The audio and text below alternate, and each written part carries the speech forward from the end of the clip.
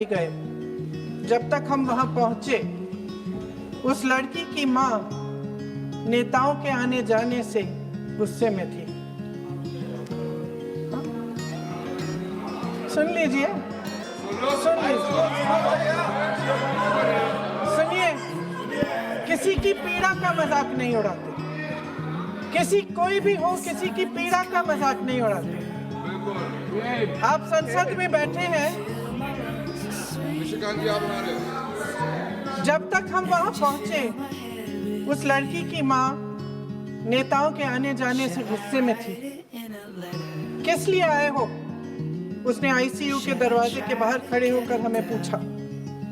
हमारे सामने कांपते हुए हाथ जोड़े कहने लगी कि धन्यवाद, आप आए हैं, ठीक है, मगर मुझे किसी से नहीं मिलना, मुझे किसी से बात नहीं करनी।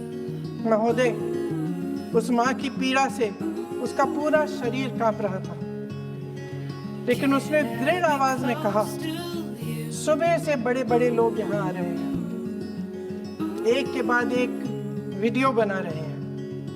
वह भी आए जिन्होंने मेरी बेटी का ये हाल किया है। किस लिए? उसने हमसे पूछा, किस लिए? मेरी बेटी की बलि तो चढ़ गई है, लेकिन उसे कुछ भी हो जाए तो मैं उसके लिए अपने आप लड़ूंगी। मुझे किसी की मदद नहीं चाहिए, मैं अकेले लड़ लूं। महोदय, शायद मुझे यहाँ खड़े होकर सबके सामने ये बात नहीं कहनी चाहिए, मगर उस माँ की गुहार ने मुझे शर्मिंदा किया। उसके दिल के टूटने की वो आवाज जो अस्पताल की दीवारों से में गूंज रही थी, मेरे मन में अभी भी गूंज रही है। इसलिए उस माँ की इजाजत लिए बिना मैं आपके द्वारा आदरणीय प्रधानमंत्री महोदय जी और आदरणीय गृह मंत्री महोदय जी से पूछना चाहती हूँ कि क्या जरूरत थी एक मासूम बच्ची पर इस तरह दमन करने की? क्या जरूरत थी उन छात्रों पर आंसू गैस चलवाने की, उन पर लाठियां बरसाने की, उन पर वाटर कैनन्स चलवाने की? क्या जरूरत थी उन नौजवान लड़कियों को जलील करते हुए उनके कपड़े फाड़ने की, उनको बेरहमी से गंदी तरह पिटवाने की? देश के युवाओं पर पैलेट गन्स और AK-47 चलवाने की क्या आवश्यकता थी? क्या वे आतंकवादी थे? क्या आतंकवादी हैं? टेररिस्ट हैं? हाँ, कांग्रेस बोल रही है, हाँ, कांग्रेस बोल रही है। जवाब दीजिए, जवाब दीजिए। कांग्रेस बोल रही है, जवाब मांग रही है, जवाब दीजिए।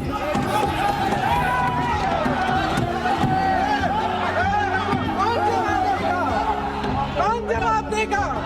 गृह मंत्री जी जवाब देंगे। किसने ऑर्डर दिया?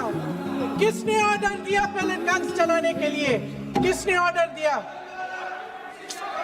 आपके माध्यम से मैं पूछती हूँ अध्यक्ष महोदय, किसने ऑर्डर दिया? प्रधानमंत्री जी ने दिया? गृह मंत्री जी ने दिया? जवाब देंगे? पूरा देश पूछ रहा है, सिर्फ कांग्रेस पार्टी नहीं पूछ रही है, पूरा देश पूछ रहा है।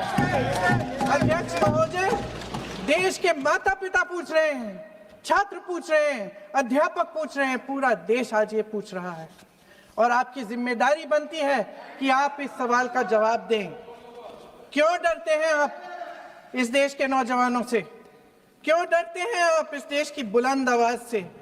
और उस आवाज को दबाने का हक आपको किसने दिया है?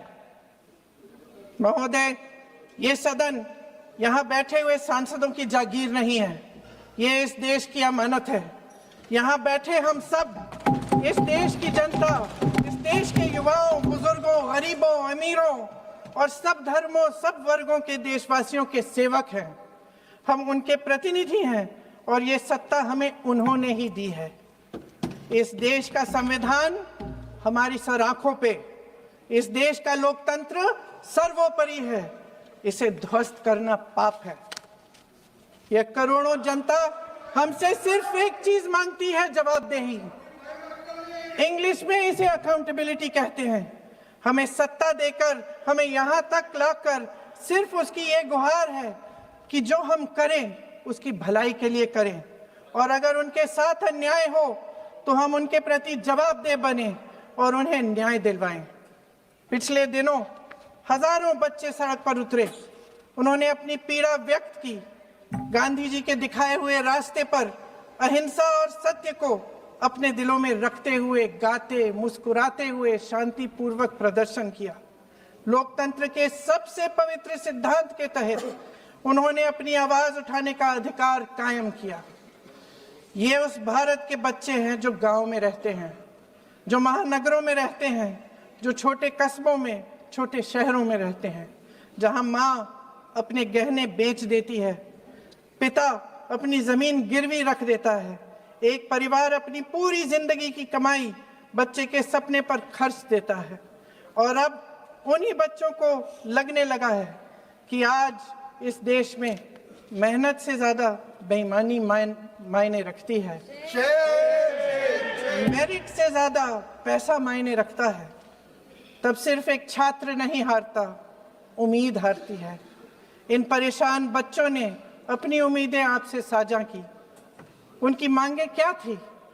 कि पेपर लीक करके उनके साथ जो बार बार अन्याय किया जा रहा है उस पर कार्रवाई की जाए, कि जो सिस्टम उनके भविष्य को कुचल रहा है उसे सुधारा जाए, कि जो माफिया उन्हें घेरे हुए है उसे हटाया जाए, कि जिस मंत्री के कार्यकाल में यह सब हुआ वह इस्तीफा दे, कि उन पर बर्बरता करने वालों पर कार्रवाई की जाए और उसके लिए माफी मांगी जाए। बस यही उनकी मांग थी ना, कि जो शिक्षा और स्वतंत्र अभिव्यक्ति का अधिकार उन्हें संविधान ने दिया है उसे कायम रखा जाए। महोदय, हमारे एजुकेशन सिस्टम में कुछ समय से बहुत खामियां भर चुकी हैं। बच्चों पे जो प्रेशर डाला जाता है उसकी वजह से सैकड़ों बच्चों ने आत्महत्या कर डाली है। उससे भी ज्यादा बच्चे डिप्रेशन में डूब रहे हैं। परिवारों पर बच्चों को पढ़ाने लिखाने के लिए घूस, capitation fees, tuition fees, coaching fees आदि के घिनौने दबाव हैं। लोन लेने पड़ते हैं, सामान बेचना पड़ता है और उसके बावजूद कोई गारंटी नहीं कि उनके बच्चों के भविष्य मजबूत बन पाएंगे, क्योंकि बेरोजगारी चरम पे है। इस सरकार ने रोजगार पैदा करने वाले सभी सेक्टर्स को लगातार कमजोर किया। एग्जामिनेशन सिस्टम खुद फेल हो गया है। पिछले दशक में 152 पेपर लीक हुए, 750 करोड़ छात्र प्रभावित हुए, मगर एक भी दोषी, एक भी माफिया को सजा नहीं।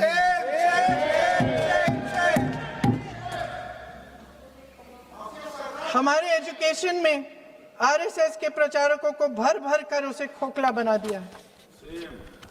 जबरदस्ती एनटीए बनवाकर सिस्टम का केंद्रीकरण करके उसे और भी उलझा दिया। देश के कुल बजट में, हाँ जी जबरदस्ती, आपने अभी अभी सुना तमिलनाडु के हमारे साथी क्या कह रहे थे। देश के कुल बजट में एजुकेशन बजट की हिस्सेदारी हर साल बढ़ाने की बजाय घटती जा रही है। 1.4 लाख करोड़ रुपया का पूरा बजट एजुकेशन बजट है और 1.32 लाख करोड़ सिर्फ नीट देने वाले 22 लाख बच्चों के परिवारों से हर साल खींचा जाता है। एक और शर्मनाक आंकड़ा भी है। 1.4 लाख करोड़ रुपया हमारा पूरा एजुकेशन बजट और 16 लाख करोड़ रुपए जो मौजूदा सरकार ने बड़े उद्योगपतियों के लोन माफ किए हैं। सोचिए कि इस सरकार की प्राथमिकताएं क्या है। सच ये है अध्यक्ष महोदय कि जिस तरह अस्पताल में उस छात्रा की मां का विश्वास पूरे सिस्टम से हट गया है, उसी तरह देश के युवाओं का भरोसा इस पूरे सिस्टम से टूट चुका है। और जब इस तरह देश के भविष्य, हमारे युवा निराश होकर सरकार और सिस्टम से अपना भरोसा हटा देते हैं, तो उस भरोसे को फिर से बनाने के लिए सिस्टम के अंदर से जवाब नहीं ढूंढा जा सकता, उसके दायरे से बाहर निकलना पड़ता है, नए सिरे से ठोस प्रयास करने पड़ते हैं। अफसोस की बात यह है अध्यक्ष महोदय कि इतना हो जाने के बाद भी आदरणीय प्रधानमंत्री महोदय जी और उनके साथी इस सच्चाई को समझ नहीं पा रहे हैं। वे अभी भी ये सोच रहे हैं कि पीआर, नैरेटिव चेंज और पालतू मीडिया के सहारे एक बार फिर उनकी नैया पार हो जाएगी।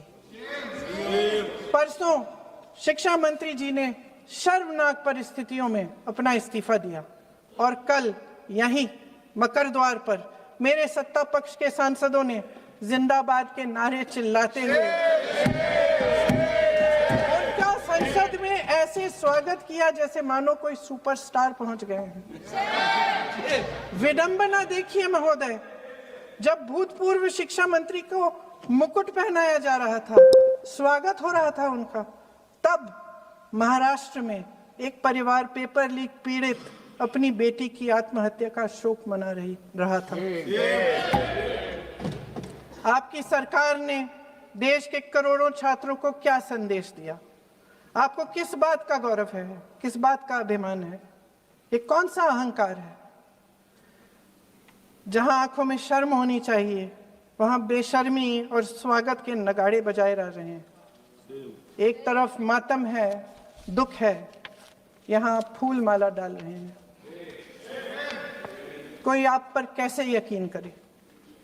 प्रधानमंत्री महोदय जी ने नया शिक्षा मंत्री चुना, एक ऐसे व्यक्ति को इस पद पर आसीन किया जिस पर अपनी सहमति व्यक्त की, खुशी जताई। देश की करोड़ों लड़कियों को प्रधानमंत्री जी ने क्या संदेश दिया? सर, अखबारों में है। अखबार में नहीं, मेरा कुछ भी बोल के चले जाते हैं क्या? अरे ये तो कैसा क्या है इनके पास? ऐसा ही कोई आरोप लगा दीजिएगा। कोई नियम कानून नहीं है।